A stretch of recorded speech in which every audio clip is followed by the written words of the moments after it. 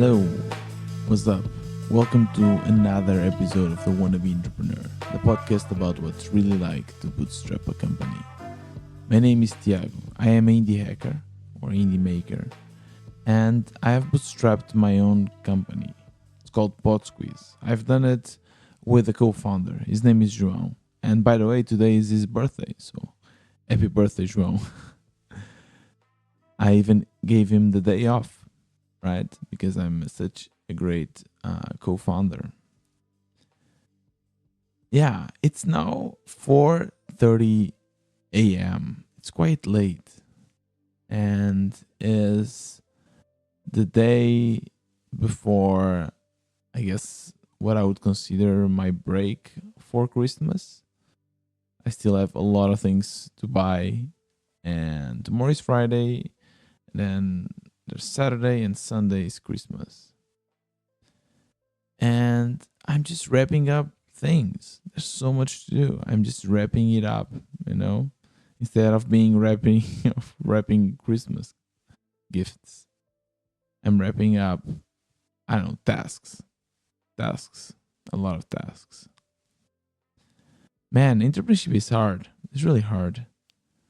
Joe and I have been struggling with Plateau, which is basically stagnation on Podsqueeze. It's a bit weird. It's a weird stagnation because people love the product, and we have new customers almost every day. But at the same time, there's also a lot of churn that kind of balances each other out. It seems that there's like this weird invisible line that doesn't allow us to cross. We try everything. We try building new features and betting on SEO and social media. Actually, we haven't tried a lot of social media, to be honest, but we have done a lot. And there are a few things that are working out. SEO is working out really good. We are growing every day. We get more clicks from Google, and we still have our cold email strategy, and our product is getting better, and we talk with all of our users and everything. But for some reason, we cannot cross that barrier. It's so odd. It's really odd. And there's multiple theories. João says that once we get to this barrier, to this plateau, it's really hard to break it.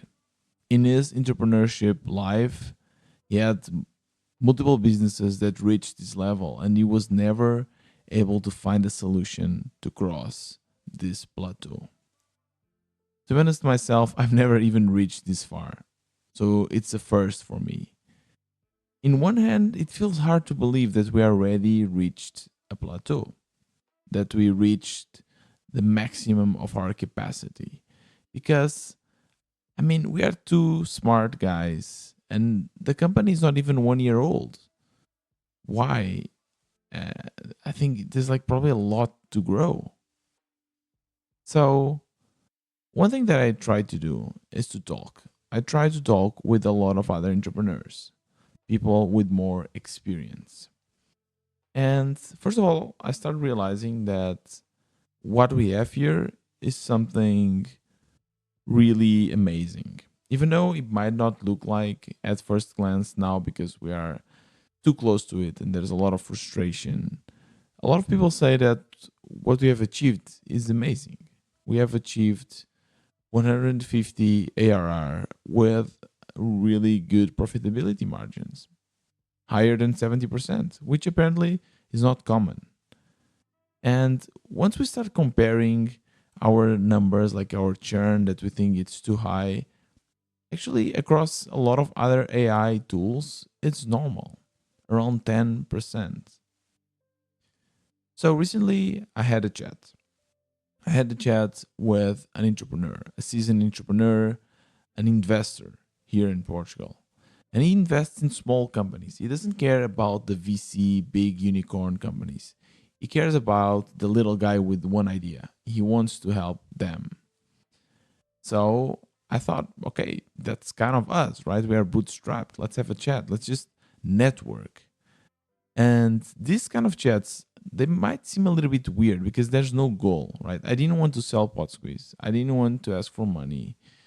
I guess I wanted to ask for advice, but I didn't even have a lot of things specifically. I had a few questions that I wrote down, but I just wanted to chat, network, to get to know him, and for him to get to know me. So we hopped in a call and we described. We said what was going on with Podsqueeze, and he said, "Oh yeah, everyone gets to that at some point. That's called a plateau. And every growth curve, every startup, no matter how big, if it's VC or not, it will hit this plateau." I don't know if you have seen this very famous video about marketing and the power of like um, communities, but it's really famous. So you just go on YouTube and just put marketing dance or something. So there's one guy in a festival and he's dancing all by himself, some kind of really uncoordinated, crazy dance. And he's doing that for a few minutes, and people look at him and think that he's crazy. And then, out of the sudden, this other weird dude joins him and also starts dancing. And suddenly, there's two of them. They keep dancing for a little bit, and then another one joins. Now there are three. And it's funny because the more people join, the faster others want to join. At some point, there's the whole crowd running towards the dance floor because they want to be part of it. They want to be part of this flash mob of sorts. And the song is about to finish. So it's really cool because you first see that it takes a while to grow, and then it grows super fast. People just run because they want to be part of that dance movement. And then it kind of reaches its whole capacity and it stops growing again. It does this S curve. It's a S curve that is actually quite common, not only in startups, but in a lot of other things. For instance, now with the coronavirus pandemic, you can also witness a S curve. It took a while to take off, then it started growing really, really fast, and then we kind of gained control over the virus and it plateaued. These things happen with a lot of things in life, even with growing muscle.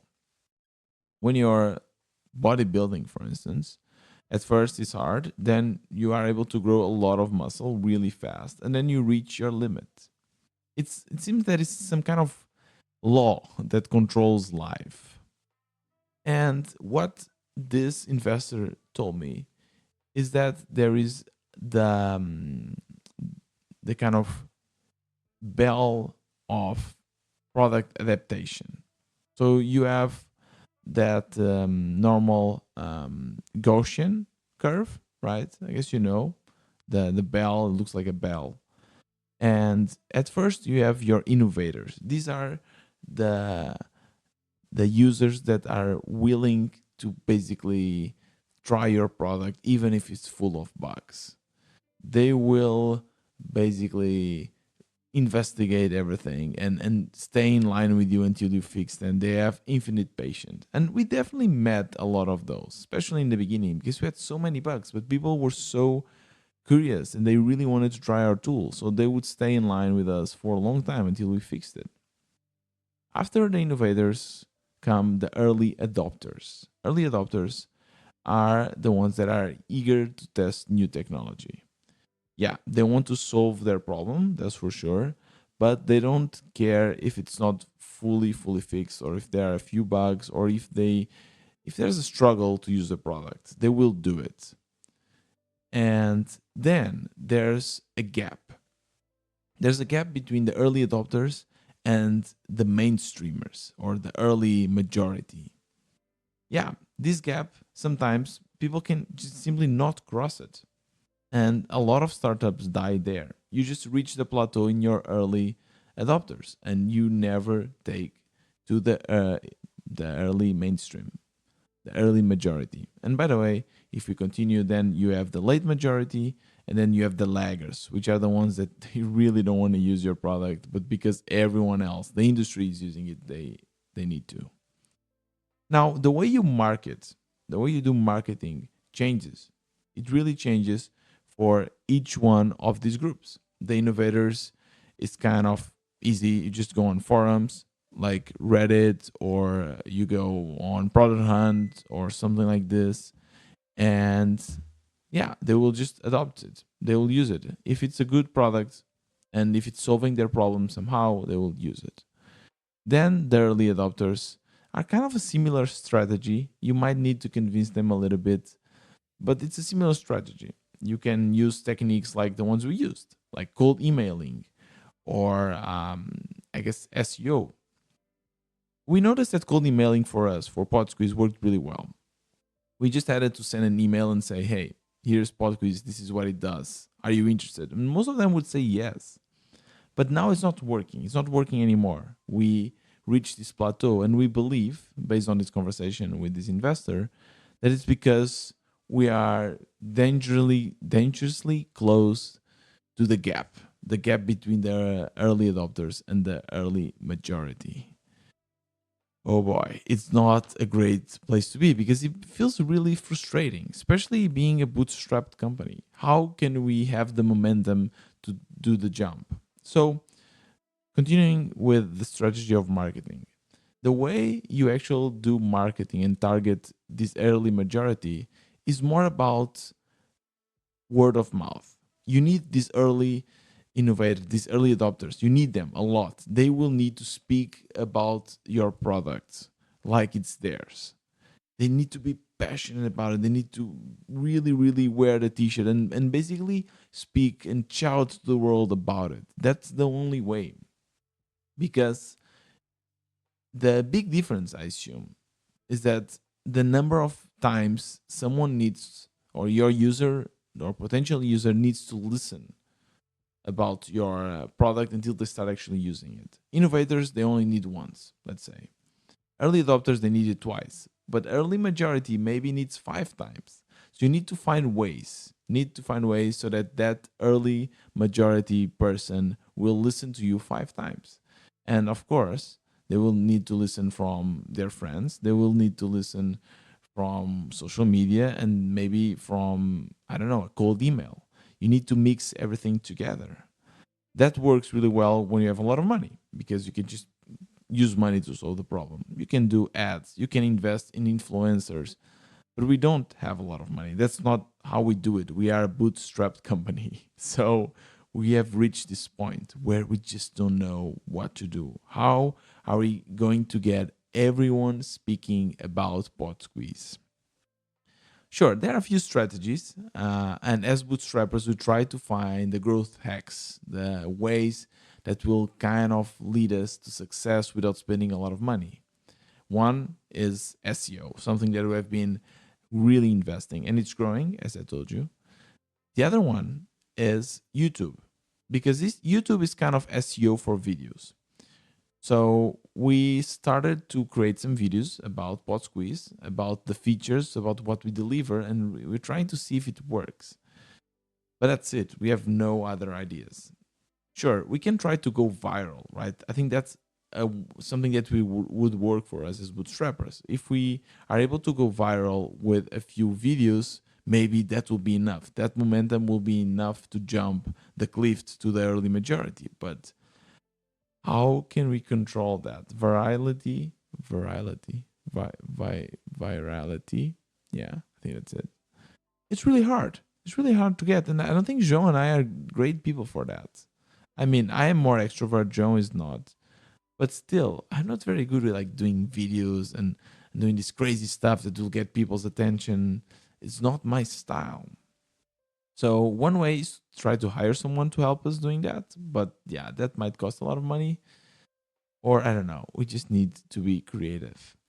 So the advice that this investor told us was kind of a little bit less exciting to what I was expecting. I don't know. I was kind of expecting he will be like, yeah, just take my money because that startup is amazing. And I'll be like, I really don't want your money because I'm bootstrapped. But like, no, but you need to because you're amazing. But actually, what he said was quite the opposite. He said like, guys, don't VC, don't raise money. There's no point. You have such a good thing going on. Just keep bootstrapping. Why not just starting some other project? You can reduce the time that you invest on Podsqueeze and you start something else. And you do it slowly. First, you reduce from 80-20, right? 80% Podsqueeze, 20% new project, and then 50-50. And then eventually, as everything is automated, you can slowly move 100% or 90% to the new project, and Podsqueeze will just keep slowly growing or slowly dying, which is also fine because you are making money in between. Yeah, that's a good strategy. That's true, and maybe that's the bootstrapper way. Maybe that's the best way to do it. We'll just get other products if we get other products, and we'll eventually let Podsqueeze die. But part of me doesn't want to do that, and maybe this is the part of me that is wrong. Part of me, with my ego, wants to fucking rock the world. I want to show everyone that bootstrapping a company can really work and we can get to millions. I don't know if John feels the same. To be honest, I don't know how I feel because I also want to be rational. I want to make good decisions and not uh, kind of live in this utopia where I think that we can just simply succeed in a highly competitive market. Yeah. And with that, I'm overworking. I work a lot. Not going to lie.